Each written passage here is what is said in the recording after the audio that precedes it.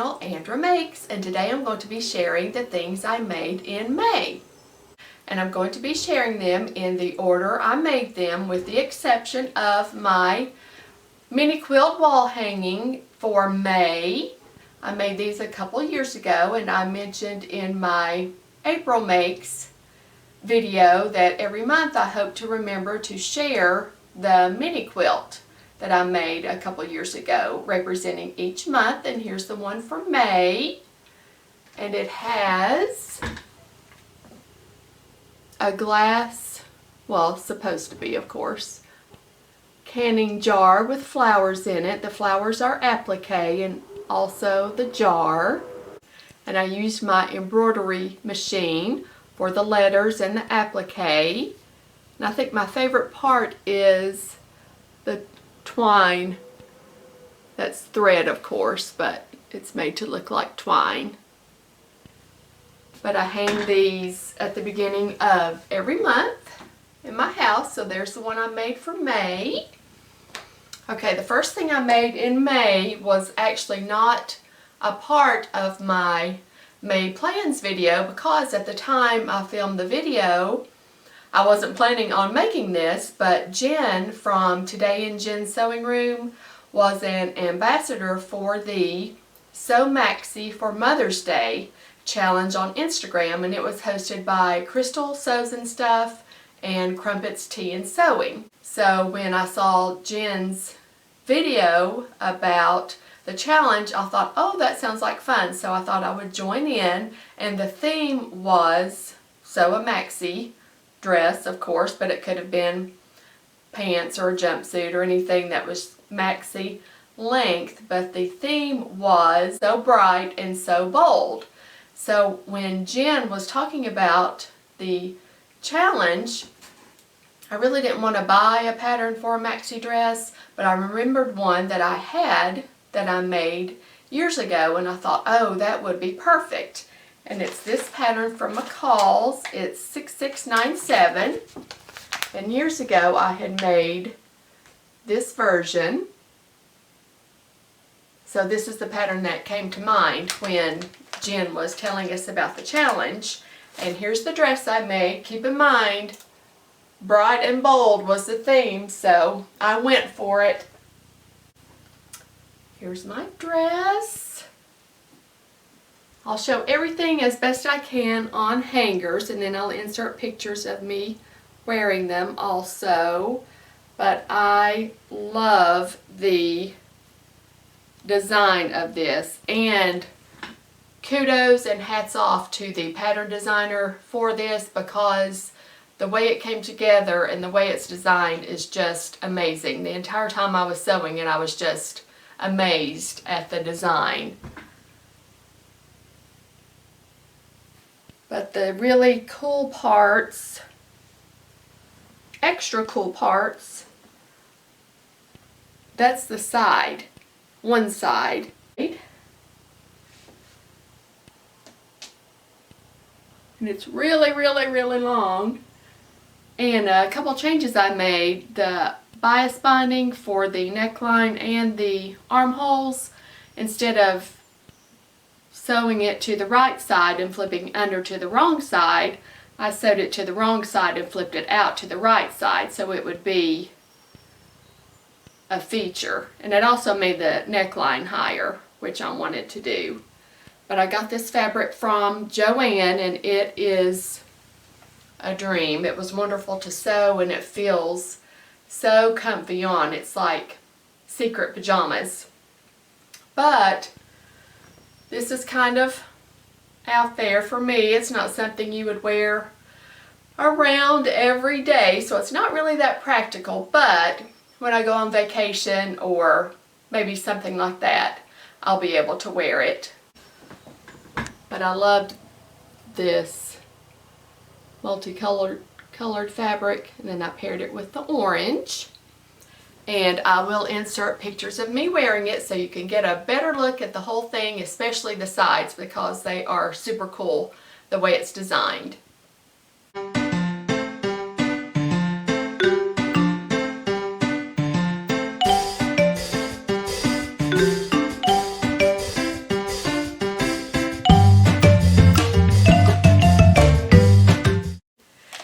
another thing I'd like to mention about this pattern is when I was, like I said, I made it several years ago, and it's really, the full length is really not the most practical version there is, but as I was making the one for the Sew Maxi for Mother's Day Challenge, I was saying I wish that I could make the shorter version of this, because I think that would be, you know, more practical, and you would have a lot more occasions to wear it. It's just like an everyday dress, but I had already cut out the pattern, of course, years ago for the longer one, and this is an older pattern, like I said.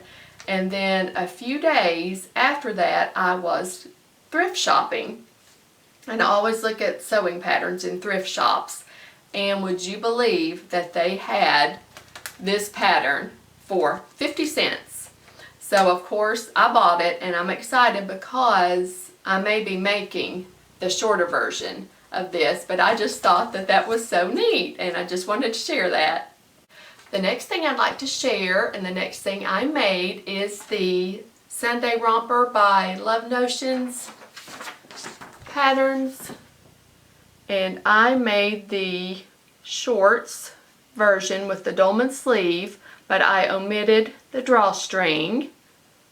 And this was the Sew Together 21 pattern that is hosted by Lindsay from Inside the Hem. This was the pattern that was chosen for May, and each month she chooses, I think it's 4 patterns for everyone to vote on of what they would like to make, and that would be the pattern for that month, and that was the one that was chosen for May. And here's my version.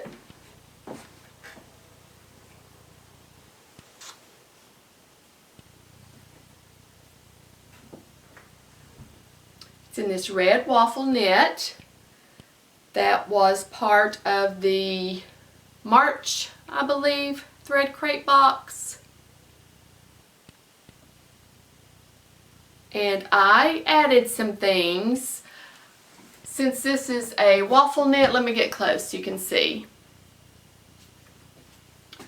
It is similar to thermal underwear, I think, which we in the South call it long johns. And I wanted to avoid the look of pajamas, so especially since it was a one piece and shorts, and I added cuffs or bands to the sleeve and the bottom in this quilting cotton that I had in my stash.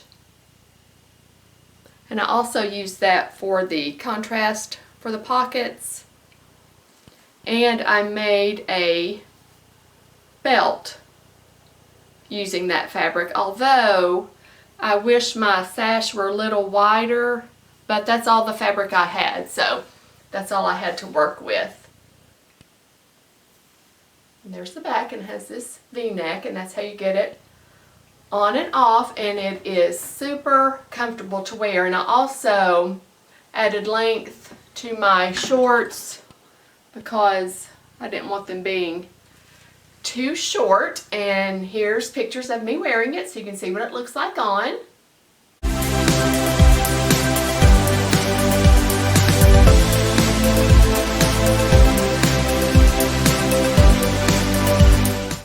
And I also want to mention that my mom and sister and I, a week or so ago, went on a little girls' weekend trip, and we do this 3 times a year, usually around our birthday months to celebrate our birthdays. And we stay in a cabin in the mountains, and my sister and I take our sewing machines, and we stay in our pajamas all weekend and sew, and it is absolutely wonderful.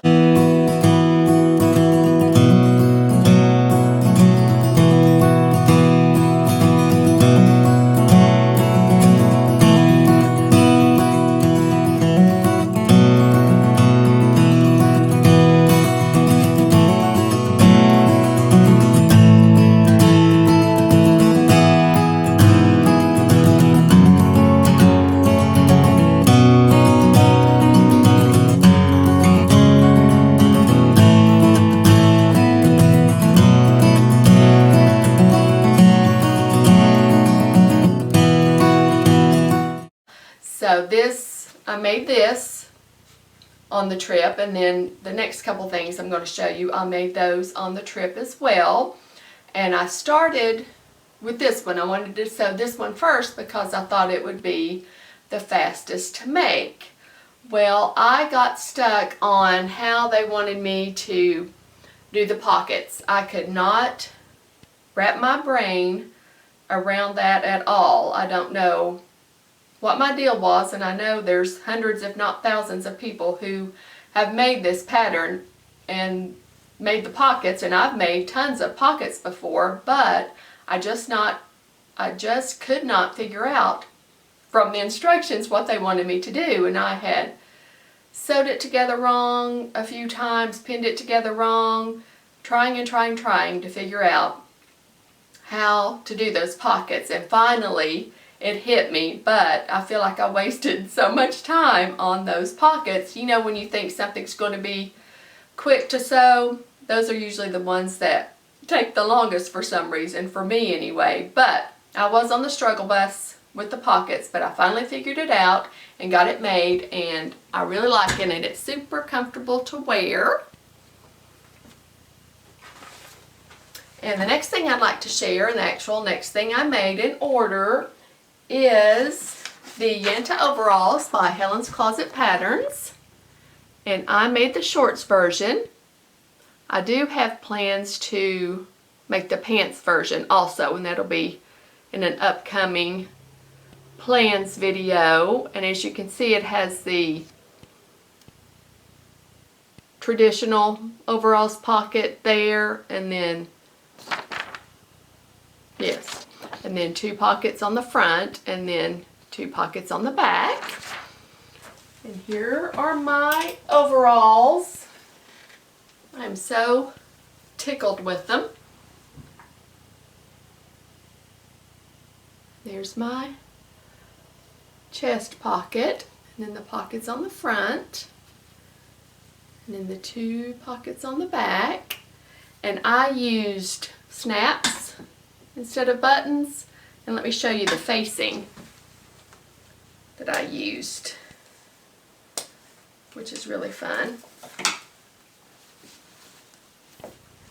It's a quilting cotton I had in my stash. And if you saw my plans video for these, it was a denim that has a herringbone pattern in it. And what I did for the hem around the legs is the selvage on the fabric was really cool. So I added a hemband around the bottom and used the selvage.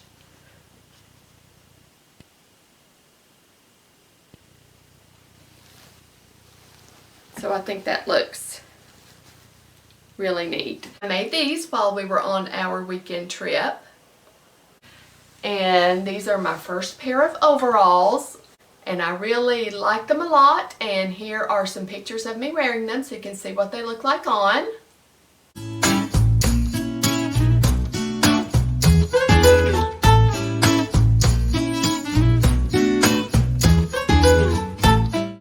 And even though this denim herringbone fabric is super cute, it melted when I tried to press it.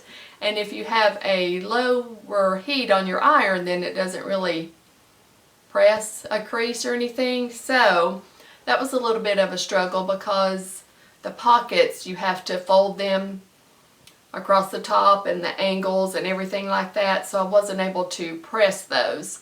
So I had to use clips instead. So that was a little challenging, and it's always not the most fun when you can't press something as you're sewing, to not get it to hold a crease.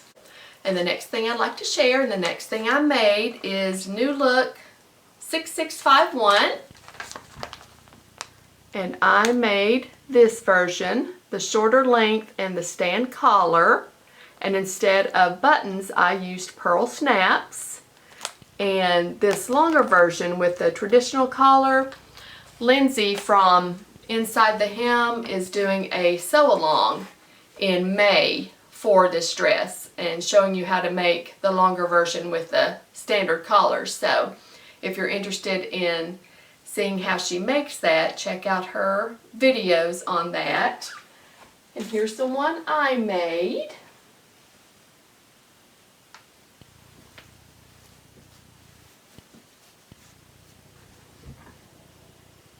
Here's the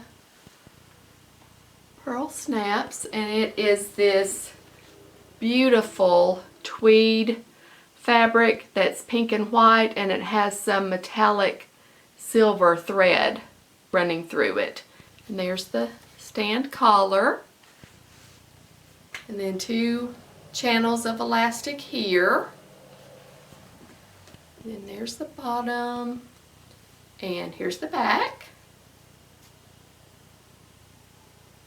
And it has bias binding for the sleeves since they're sleeveless.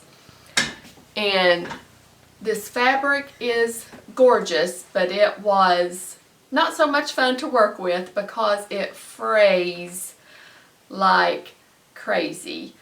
And the Big 4 patterns, most of them do not let you know when you can finish your edges. I always like to finish mine before I even start construction, but if I'm sewing a new pattern I've never made before or using new techniques, I normally don't serge ahead of time because sometimes that will mess up the construction process.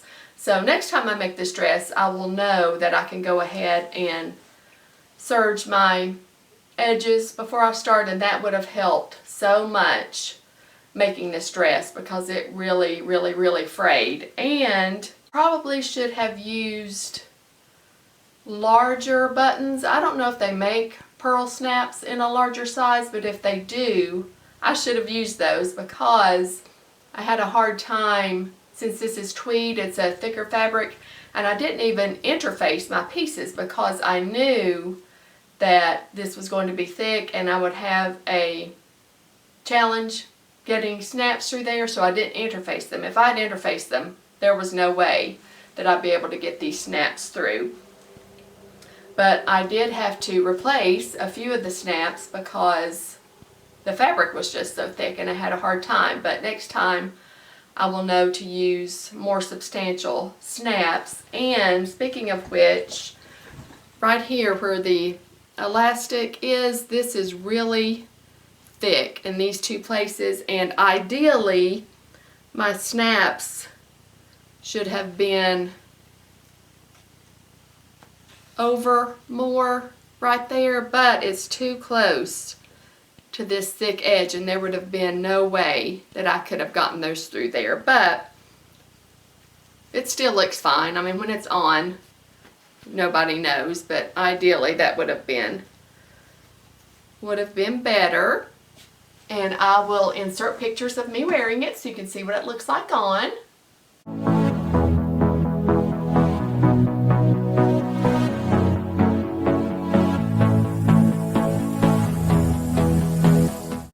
And I made this when we were on our weekend trip. So I made the Sunday romper, the Yanta overalls, and this dress on our sewing weekend getaway. And a funny thing about when I was making this dress, I got stumped on part of the instructions, and I want you guys to help me. Still, to this day, I have no idea what they mean by this. So I'm going to read this and show this to you, and please tell me what they mean. But it says, Step 17, try on dress, temporarily pinning right placket over left. Got that? Here's where I got stumped. Mark length. Press up hem along marking. Mark depth of hem, trim evenly. Okay, what does mark length mean? Mark length of what? I don't understand that. And the hem allowance is 5/8. So of course you would turn up the hem 5/8 inch, but what do you think mark length means? I still have no idea, but I just continued on and hoped for the best, and it seemed to work out. So please, if you know what mark length means, please let me know in the comments. The next thing I'd like to share, and the next thing I made, is the Lucky Penny Slim Wallet by Sally Tomato.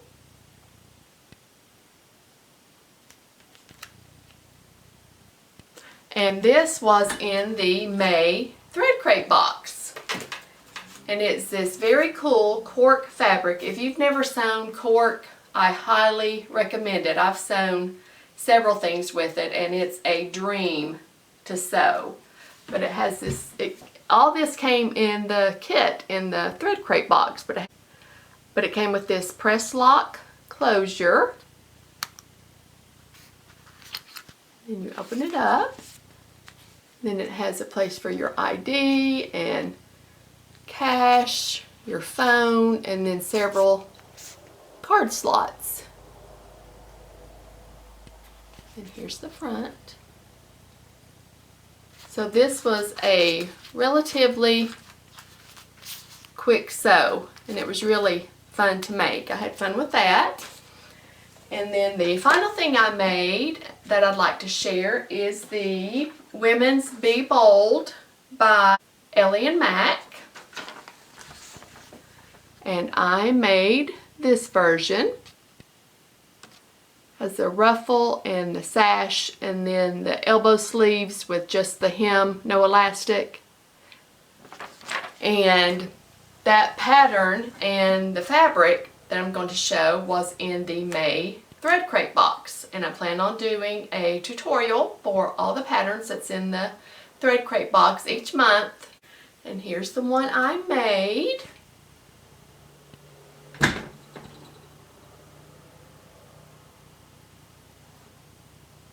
The front and back are the same, but it is in this beautiful rayon challis, the light blue background and red and purple flowers. And this is my first time ever sewing rayon challis, and I am in love. I absolutely love it. I love the drape. I love how it feels. I loved sewing with it because it behaves and it holds a press beautifully. And I love rayon challis so much that the next day after I made this, I ordered some more rayon challis, and I have plans to make a blouse with it, and that'll be in one of my upcoming plans video. But here's the ruffle, and then here's the sash, and then the elbow sleeves with the hem. And I have a step-by-step tutorial on my channel how to make this. It's great for beginners. And I will insert pictures of me wearing it so you can see what it looks like on.